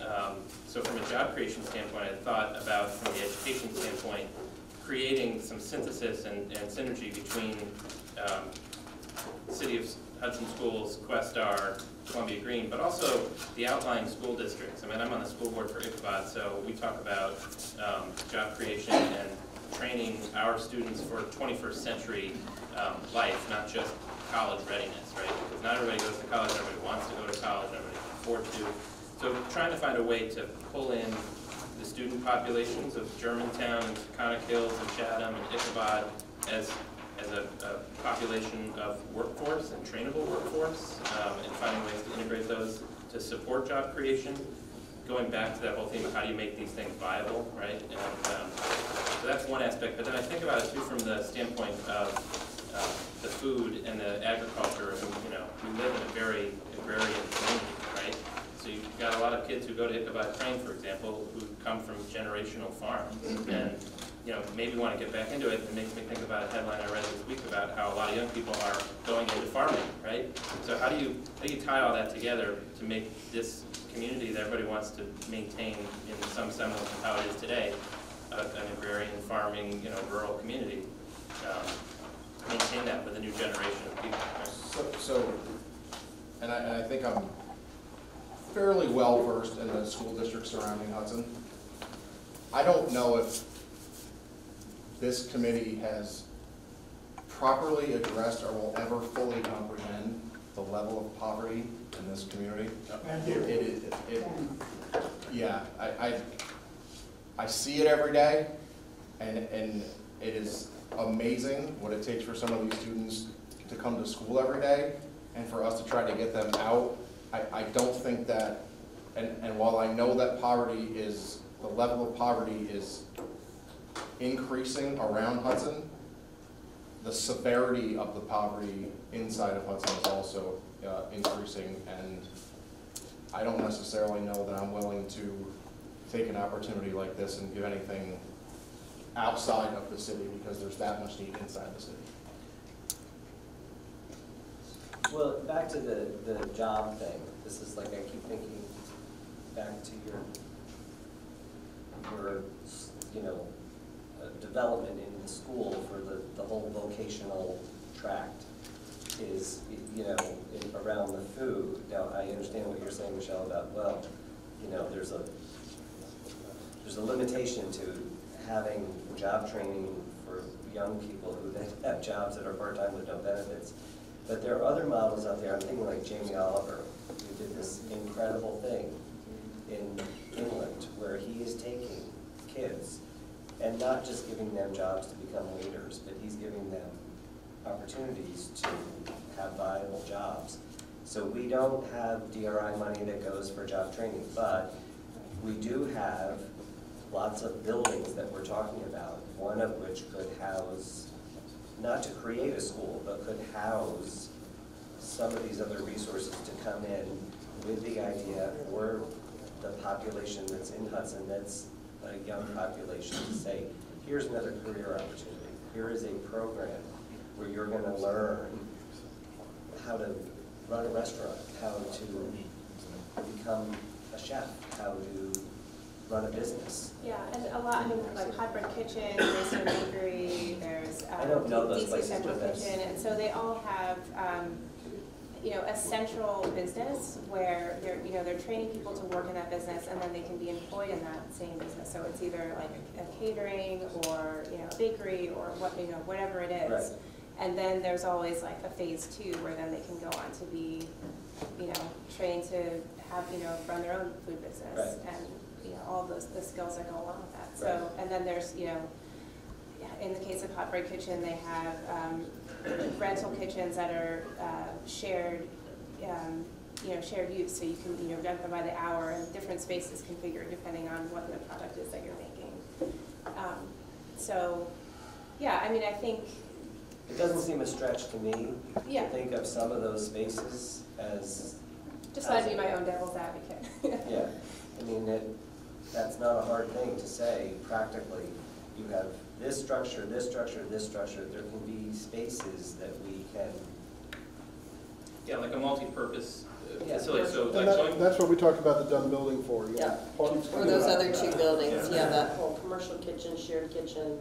Yeah, this goes to, I'm sorry, I'm gonna cut you off, but this goes to the conversation we had at the last meeting about how do you use the DRI funds for the physical plan, right? And then you bring in the leverage of the Hudson City School District's Questar, you know, the business that wants to operate out of there that does the job training, or all of the disparate resources of job training. So maybe you have a workforce training and development center that's got a bunch of multifaceted components. And I'll take it just because, again, it'd be incredible to have this, you know, as you're doing your work and you've got your own connections, if we get commitments that come in, you know, so I mean, talk about this project forum, but, you know, X entity is committed to having these resources be part of this. Right. And that'll build our case for that priority project. But you could also have a food park business that ran the length of the waterfront Yeah, trails. sure. You know, like they have in Central Park, they have these little concessions.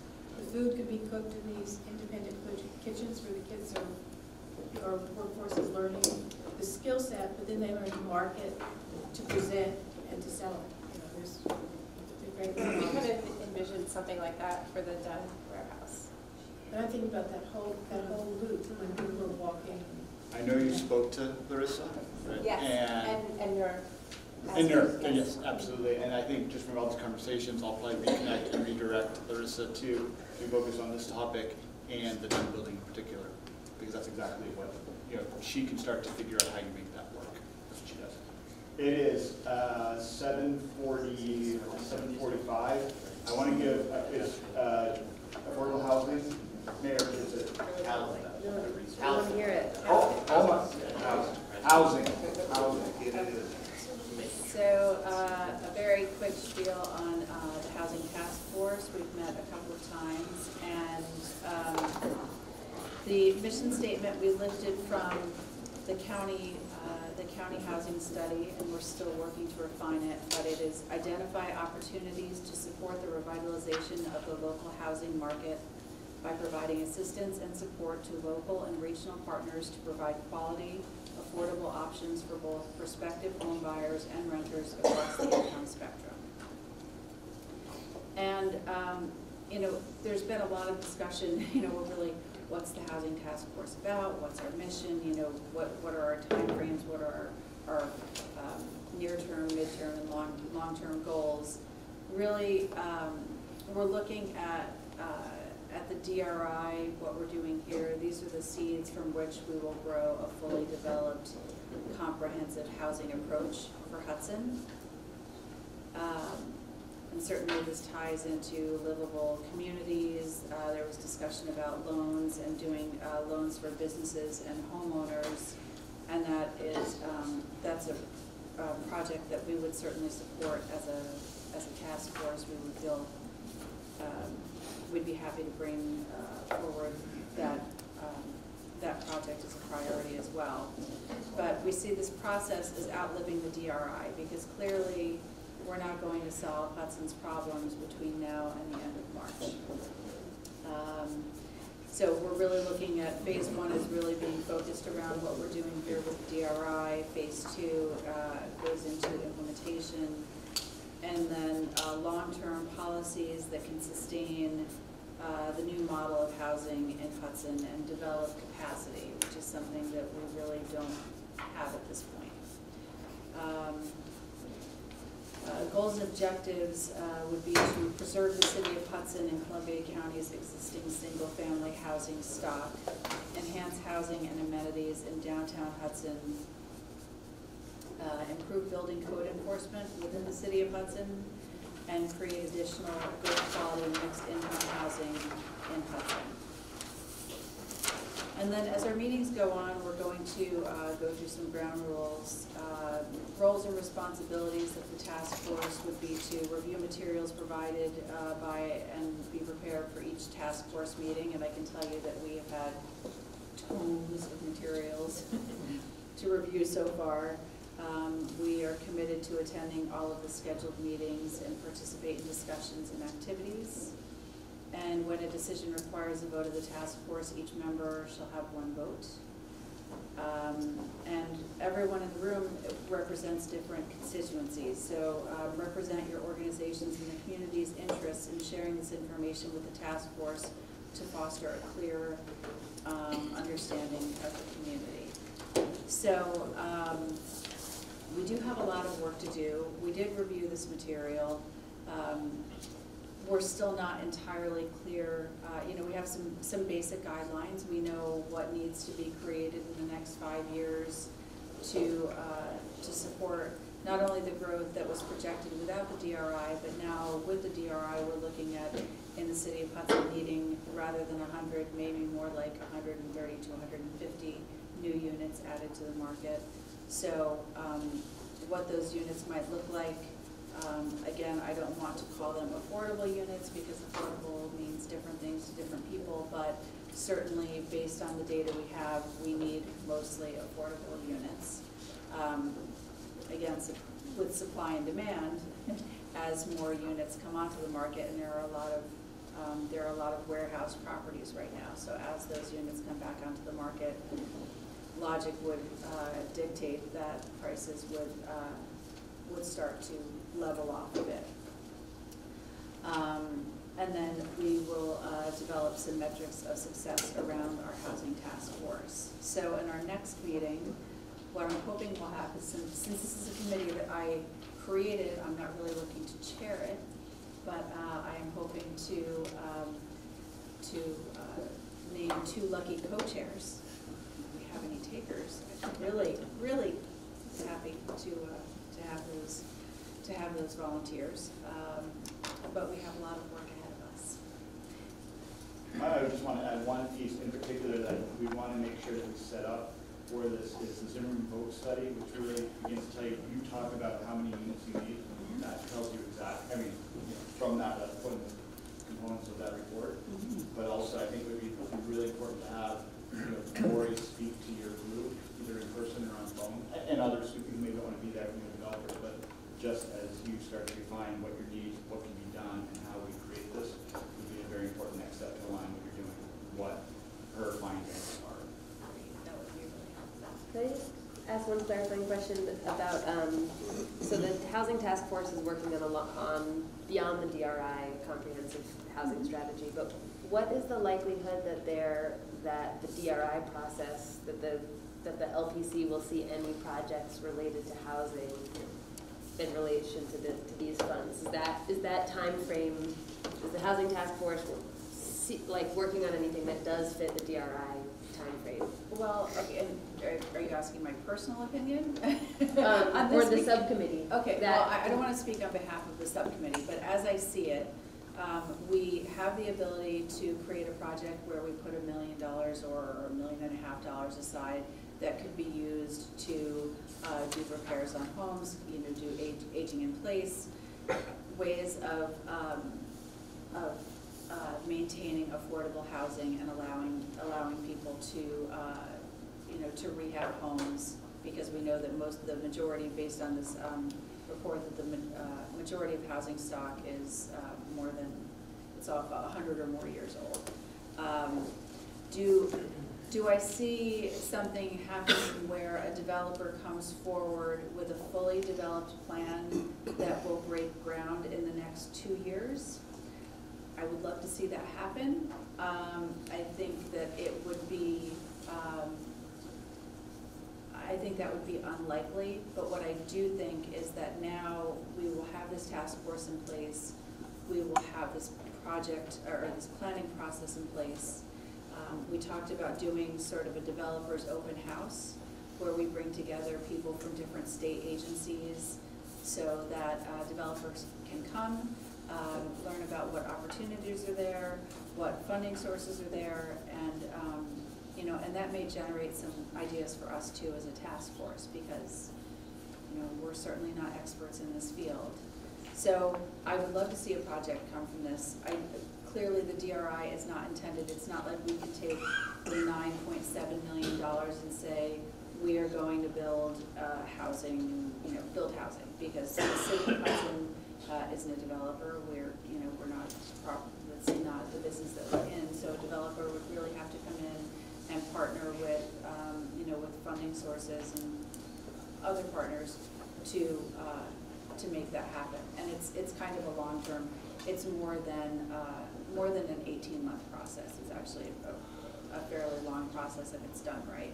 And we don't want to just plug in a solution because it's a solution. We need to plug in a solution that really works with what we see as being a viable, long-term, comprehensive housing plan for Hudson. But at the same time, isn't it conceivable that if one or another of these projects had a housing component, that would hand into?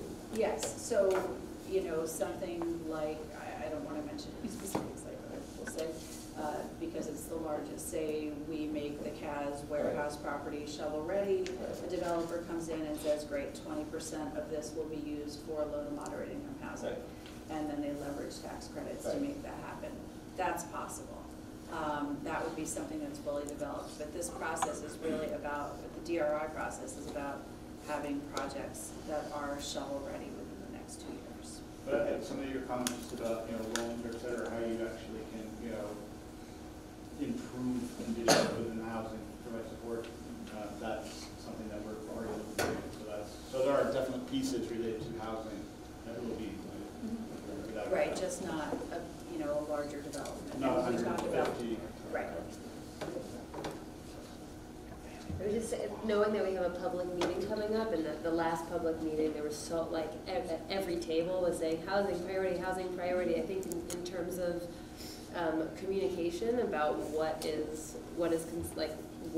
the process is, what viable means, what shovel-ready means, what needs to be in place by March, and what isn't possible. It just seems to me to have extreme clarity for everybody, especially since the beginning of this process. Housing has been the thing that people are like, oh, we have money coming into Hudson, and there's so much, there are so many people who are pointing to housing as being the priority. So I think the public meeting coming up might be a moment to use that, because I think people left the last public meeting thinking that this process was going to be, because of what came up in that process, thinking that it was likely for it to become a priority of the DRI process. Well, I think that's an incredibly important point, and I think the findings from. But you can clarify that for Sarah.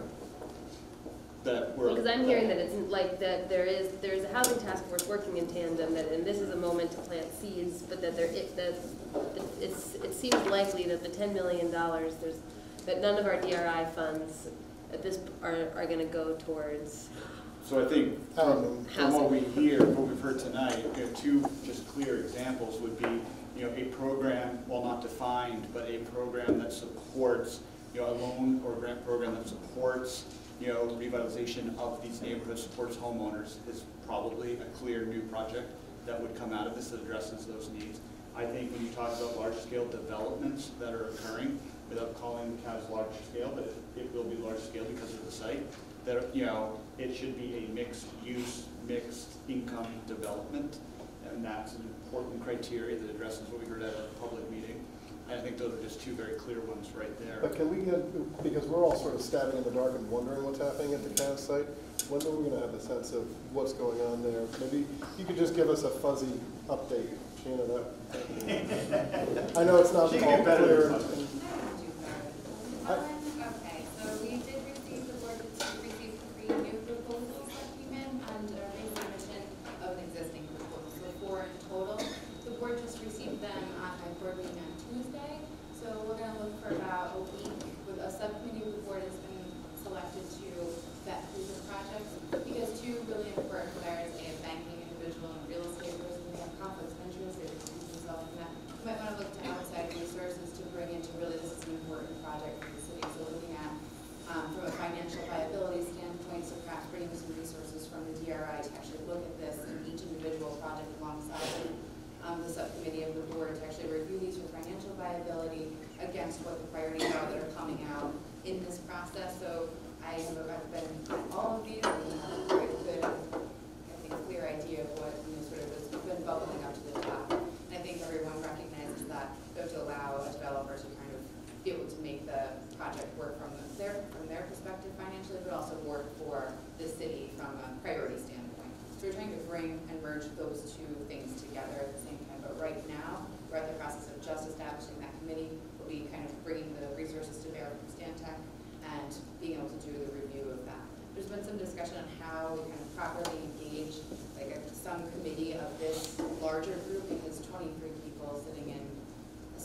when, there are developers in the room, it's not really the most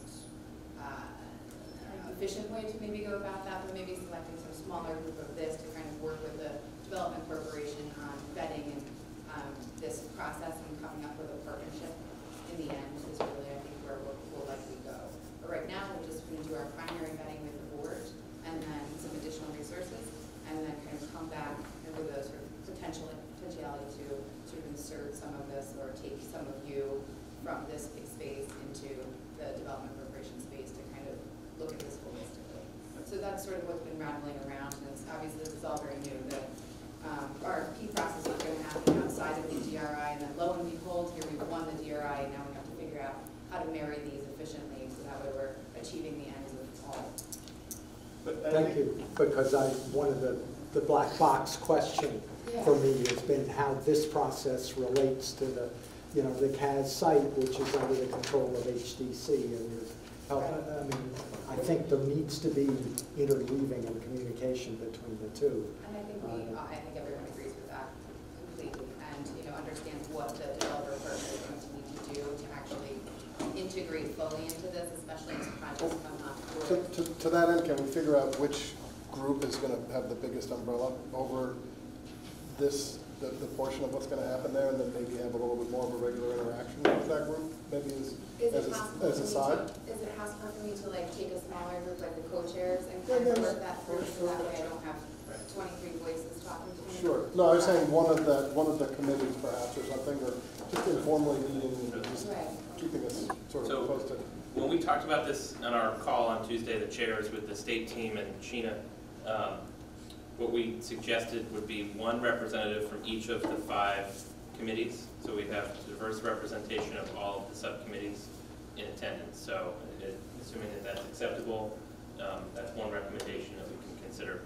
And without putting any more weight on one subcommittee over another, because I don't think anyone has more purview than another, I think they all fit to the point that we talked about earlier about having sort of one set of criteria that we look at projects with. And that sort of. But to answer Sarah's question, and not just sort of without anything specific, if we were to develop that site and it had mixed use, and I guess we don't like to use that, but there's some commercial aspect to the ground floor and there's also residential mixed in there, that would attract funds, Sarah, from other places, hopefully to build that residential inside, and we could just pile it, in one area, right? Sort of, am I getting that right? Yeah, but I think Sarah's point stands, and I think all that she. Well, we shouldn't give up on the housing aspect. It could just come out another bucket. To be clear with the public that if somebody from the outside were looking in and saw 10 focus groups, and 9 of the 10 were talking about housing, and then also housing, and by the way, housing, and then we meet, and then there's the next meeting, and then there's clarification that is, I think, important to say back to the community. We know, we heard, this is how it works for this program, for this DRI, so that there's good faith, so there isn't the sense that the community comes, they spend all this time and effort, they enunciate the first 9 things on the list around housing, and then they hear after the fact that housing can be a thing that's incorporated, but we're not using 9.2 of the 9.7 for housing. It's a fair thing that I think we should be clear about in the next meeting. And I'll jump right to it. I'm looking at the clock as I say this, but to everything, Sarah, to what you're saying, what's going to happen then for the communities, you can hear this too, for next week. I mean, there's what's going to happen next week. We summarized all of the findings, all the priorities from the community at that meeting. Everyone here has seen that, has seen the summary, has looked at it. When we put that up, yes, housing's up there. So too is the pier. So are other park improvements. So is affordable food is another one. So what we need to see is, they'll be up on the wall too, with Dave with their priorities. Then you go from that to the goals that were created, which are roughly based in part on that. And then the strategies need to go back with the community seeing. So again, that is critical. Housing will be part of it. I've also asked Mark Norman, who is our housing specialist, to come to the public meeting, and actually at the public meeting in particular, so that we can say to the community too, housing is so critical. Here's Mark, and he's going to talk about different ways to create all different levels and types of housing and other programs that can be used to leverage, you know, these types of developments. So strategies for increasing, you know, housing at all levels of affordability. You know, so everything that we heard, and again, I wanted to emphasize that, you know, Mark was already on our team, is just coming to that meeting to take it head on, because I think that's critical. And at the end, you know, of that meeting, you know, we've got the project profiles that we've already been identified in the application. Those additional ones, like potential loan programs for housing, other ones that we can identify, some of the, you know, basically the infrastructure, et cetera, those will all be up on boards. The community will then have an opportunity to essentially say what are their highest priority projects that have been identified to date, and then there'll be blank, you know, board and comments. And here are some other projects or ideas that they may have. I've gotten a few that have come in by email to me as well. So that is all happening next week at that meeting. But again, what I hope the community sees is what they thought was important, and now the direction that the DRI is going, from the goals, the strategies, the projects, and how what they said is going to shape some of these new projects. That to me will, you know, hopefully be a very good, and we'll get, you know, real feedback that we're heading in the direction, because that's what, again, the planning committee's job is to do. With that said, it's already past 8 o'clock. We don't have to leave, but I want, does the community have any, you know, every meeting the community's allowed to have some time to speak, so I want to make sure you've got it. And try speaking loudly. If people can't hear, raise your hand and I will get the microphone. Yeah, I just want to talk a little bit about what we did talk about in the Housing Task Force. One of the things that I think is still an achievable goal would be to identify a percentage of affordable housing that needs to be part of any developed project that we're going to accept. I mean, I think that in this stage, it's still our you know, right and duty to make a claim on what kinds of things are acceptable for this community. And so if, you know, I looked at very briefly at the list of developers, and I saw that, you know, one of them, for example, is they develop like loft style, basically like artist housing, is I think the term that was used. And so I don't understand, well, I don't know if you phrase it like that. It seems to me that it should be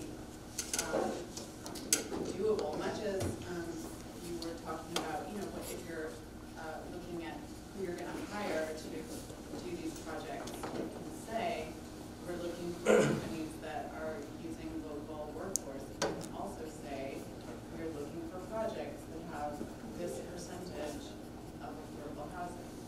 And so I think that one of the things the task force should be doing vis-a-vis the DRI is figuring out exactly like what is that percentage that we will accept. No, I've got that done. Yes. Yeah, I'm getting some questions from my constituents about the Dunn warehouse. Because I hear from some people it's not salvageable, and it just seems like a cornerstone. Everybody always mentions the Dunn warehouse. But if it's not salvageable, is there some way to quickly ascertain, will it ever be usable, or is it so polluted and not enough infrastructure in it? You know, it's just going to fall down tomorrow. You know, it's a great question. I'm under the impression from what I've heard so far that with the Restore New York and some of the other funds, it is salvageable.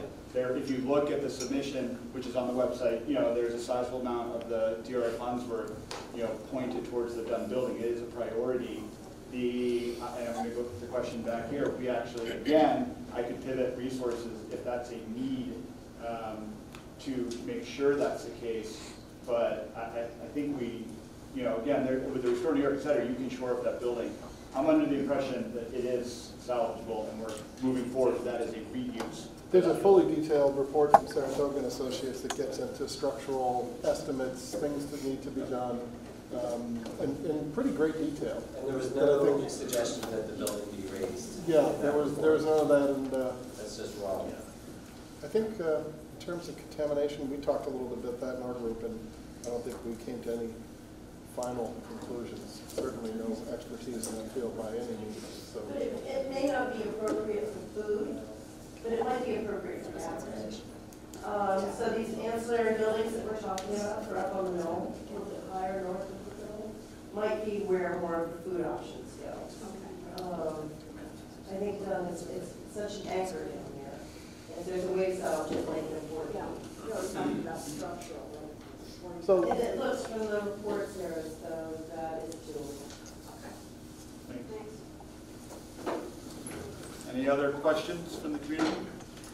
Just a couple of comments on the, for transportation. I think because the border is on 9G, that you have the opportunity to improve the gateway aspect of people coming into Hudson and leaving Hudson to do something, where it's signage or beautification.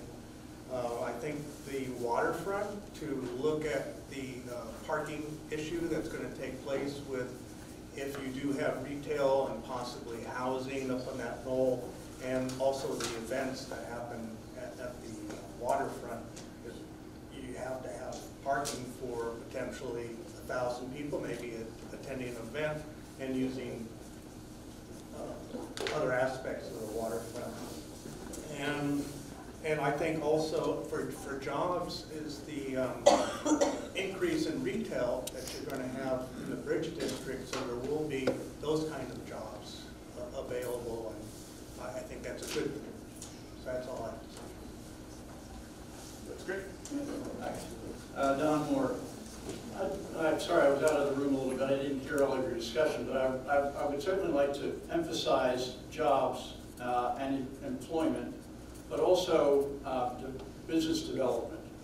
Because right now, looking at the city, you know, we are at kind of a tipping point. You know, we are doing reasonably well, but this is a very expensive city for anyone to live in. And anything that you folks can do to encourage leverage development that will increase the tax base here, so that the taxes get spread around, is really, I think, one of the overarching goals that would really benefit the city long term. And I have to say, as far as affordability is concerned, there are many of us here, you know, who are concerned about affordability. And that often comes down to this underlying question of how much tax are we paying to live here, and how much can we afford, and how much longer can we afford it. And I think that's both residents and businesses that have that concern, because you know if you look at Warren Street, how many of these businesses are considered themselves flush? And how many of them are sort of living year to year, and have a concern for where they will be in 5 years. And I hope that is something that will permeate this checklist when you finally get to it, projects that will improve. Thank you. There's 2 items still on the agenda. One quick item I want to make sure we address, because it's come up a couple of times, is in terms of meeting locations, we have set aside, we've been doing the meetings here. The plan right now is to do all of the meetings here. There's been questions about, wouldn't it be great to actually have a meeting in the Bridge District area? Can that be done? Just, from the LPC team, what's our opinion on this? I mean, is this location working? Should we try a new location? It seems pretty well fit. I'm not sure that there's a heating facility that's large enough for a meeting in the district. And the second is because the meetings are so compact, if we want the public to come, to change a location makes it more difficult to get the public there. But, so I'm not expressing an opinion, I'm just raising 2 thoughts. Yep. Like I said, I want to make sure it's on the agenda. Does anyone else have an opinion on? Do we know if there's a heating facility that's large enough to accommodate a meeting? I can't think of one, not if you're... We're moving into winter, it's not heated. It's not heated. That I just think for all these people to have to endure this meeting, sitting in the chairs designed for 8-year-olds is not exactly comfortable. And, I'm not sure it's necessarily conducive to a positive outcome, so I brought up that subject. So I would say, you know, places like the Hudson Hall, maybe not, you know. What about the high school? You know, is there other opportunities? That's all I ask. I think that's even further out. I think we're trying to get closer to, not further out. So. But if there's nothing else, then that's... If that would really be the west room, and it's not big enough. I think if it were in the spring or the summer or the fall, it'd be great. It would be perfect, yeah. All right, well, There's Betsy's. with that, then, I'm going to... Hey, before we move on, Michael, do you have any space that's big enough in your building? No, definitely not. It's too small. Yeah. Okay. All right. Then the final piece of business is the projects that have been already identified. Again, these are essentially from the submission. What we've done, you have this piece of paper in front of you. If you don't, just pass it around the pile right there. You know, again, if we want to, it's 8:15 right now, instead of starting a whole other conversation about this, if we could, you know, if I could get your input on these, if there's any additional conversations or, you know, people have approached you or ideas that you have, if you could do that by email to me, I could very quickly create a summary. I want to make sure that the planning committee, that we've got everything in, you know, prior to going into the public event next week. Because if there's something that, you know, it has bubbled up, you know, we want to make sure it's included as a preliminary project. And so, again, you know, we're on here, we've already discussed, they're all going to the public. I have just identified areas that, you know, people have been talking about. You know, projects as large as, you know, Empire State Trail extension as a potential component. You know, again, looking, I've had conversations with Kite's Nest, and, you know, what about, you know, greenhouse and other possible opportunities? You know, affordable housing locations, or townhouse, you know, mixed, you know, all types of housing. We've begun to identify these, again, the Water Street and the sort of up on the ridge, and what we might start to look at those. Those are some additional pieces that we'll have next week. If there's anything that's strong enough to be considered a preliminary project, I want to make sure that this committee is aware of it and vets it prior to next week. So what I would say is, you know, tomorrow's Friday, if I could give the committee a homework assignment to go through the preliminary project profiles, you have that, and just send me an email. I'll make a summary of it and I'll get it right back to the planning committee so that everyone can see that, so that we're all on the same page. So that's the only other item we have. Steve, there are a number of projects